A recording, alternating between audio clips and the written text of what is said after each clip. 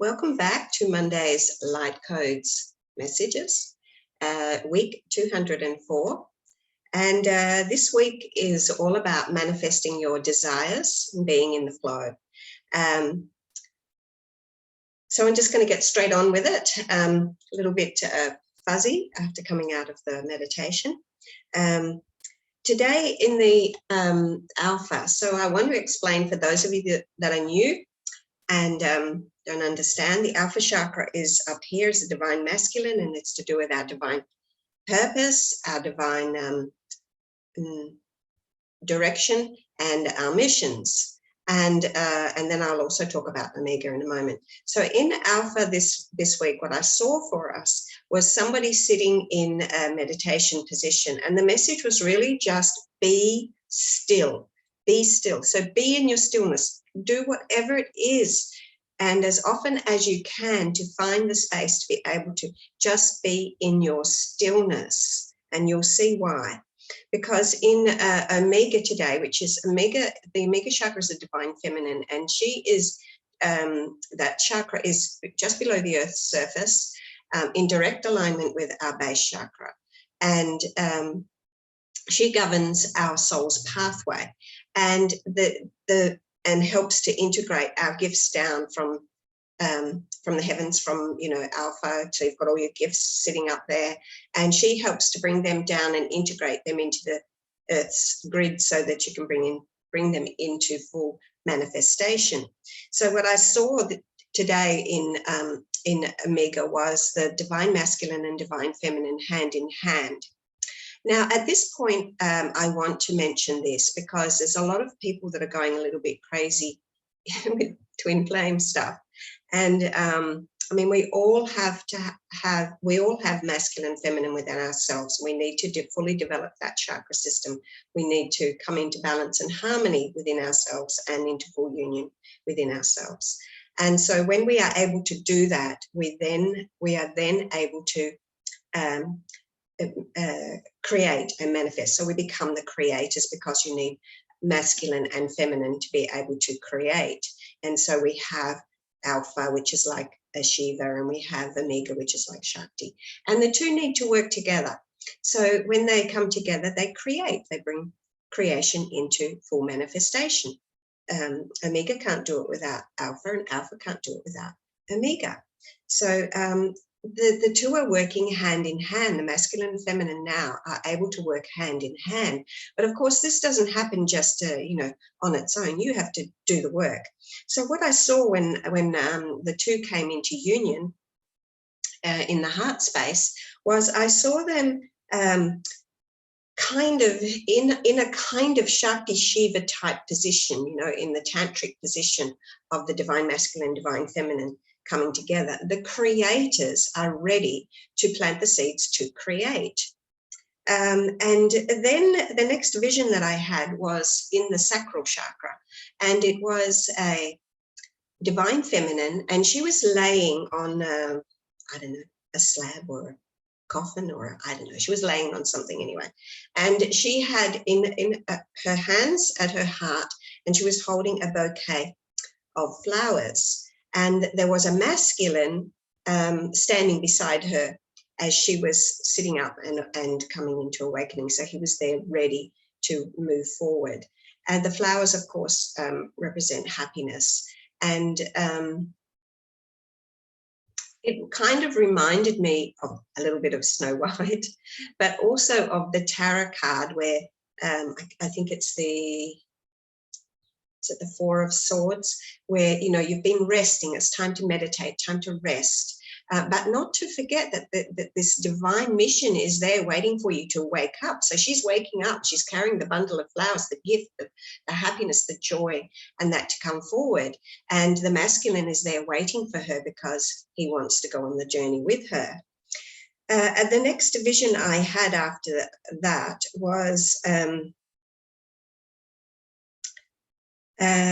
in the heart chakra, and it was, first of all, it was feminine, and then it became masculine. So with the two, but it was the mummy case of the pharaoh with the hands across the chest like this. So again, there is this coming out of a deep sleep, coming out of having, gone through that phase of death, and it's time for the rebirth. And the masculine and feminine together are ready for this rebirth together. And then I saw in the Thymus Chakra, or the higher heart, or the Christ Chakra, whichever you prefer to call it, because, at the lowest level, it's the thymus. And as we begin to ascend, it's the higher heart and the Christ Chakra. And you might call it something else. Anyway, here I saw a master. Now, this was an Asian-looking master. I didn't really recognize. He had a long white beard, and he had a funny little hat like this. And he appeared to be in the teacher role. So he was, this is to recognize your teacher, to be in touch with the teacher within, the guru within, because being in the higher heart, the chakra, it is time to receive those teachings. It's time to recognize and to be the teacher, to be the way shower, climbing up into the higher levels. Now, the Thymus Chakra is not fully activated until you are 6th dimensional.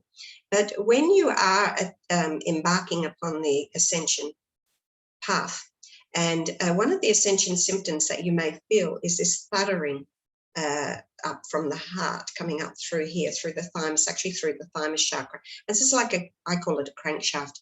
It's like it's telling you that your chakras are cranking up a notch. You're coming into a higher vibration. So when you feel that, you know that you're coming higher, and your Thymus Chakra is being activated, which means that you're stepping into the Christed self and being able to move through there. And then the next division I saw in the throat chakra was a winding staircase. And this was not a staircase that we would see in this world, but it was winding, very smooth.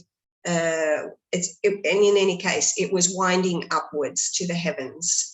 And in the brow chakra, there were visions and codes and things that were in relation to manifesting our dreams. So we are receiving what we need to receive through to manifest our dreams, or our desires, or our soul's desires.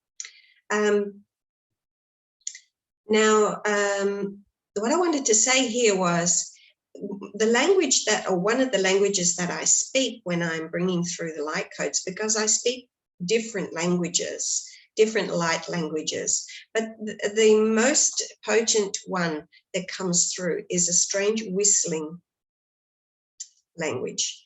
And this whistling language holds a Christ consciousness, and is a language that comes through from the Syrian masters. And this can't be interpreted, okay? It's impossible to interpret it because it's like a strange whistling noise. That means the ego cannot ever be involved in what wisdom is being passed through this language.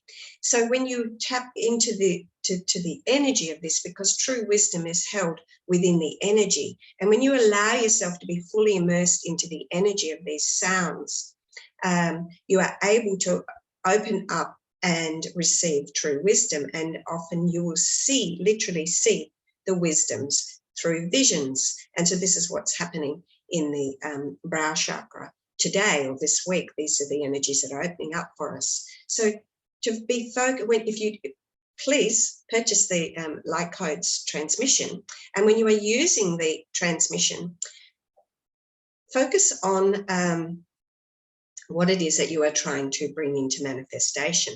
But when we get to the cards, I'm going to say a little bit more about that. So that was the last vision that I had from the sounds and the language, light language coming through today. And then I did the cards, and the first card is card number 51, which says keep your commitments. So this is keep your commitments to yourself, your stay committed to your path, to your purpose, to your soul. Card number 51, this is about the relationship you have with yourself. Be committed to the relationship you have with yourself and with your higher self, and allow yourself to get back on track, basically, because you can see like the big hand, the hand of God coming, get back here and get back on track. Stay true to you, stay committed to the path. And the second card in the sacral chakra today was Four of Fire. And that is contentment, peace, and abundance, a happy home life, the successful completion of a project. So this is confirming that this is about bringing forward, manifesting through your sacral chakra, manifesting your true desires, and bringing that forward, and you're going to feel contentment and peace, of course. So this also comes back to that vision in the beginning in Alpha. Find your stillness. You must find your stillness, because you can't manifest if you are in a chaotic space. You need a still mind. You need to be still within yourself and finding that peace within.